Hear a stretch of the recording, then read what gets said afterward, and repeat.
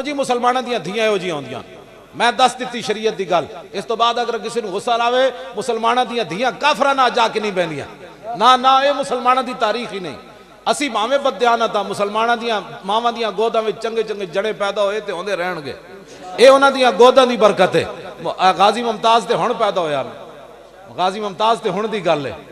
हाँ जी, मुमताज कादरी ते हुण दी गल है। ਉਹਦੇ वाले साहब मैंने दसिया, उन्हें क्या भाई मुमताज कादरी मैंने दसिया पिछले 2 महीने पहले। उन्हें क्या, मैं जो मिलन गया जुमेरात नूं ते मुमताज कादरी कहने लगा, अब्बा जी मैं तुहानूं गल दसां। उन्हें कहा जी दसो।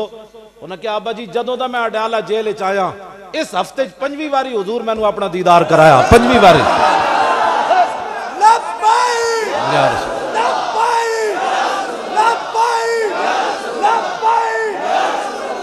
मुसलमाना दी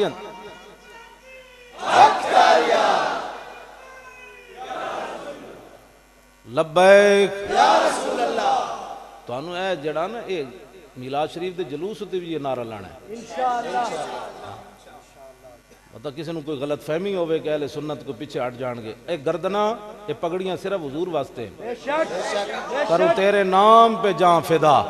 आला हजरत बरेली फरमाया, नामूस ते नहीं, जात ते नहीं, करूं तेरे नाम पे जां फिदा।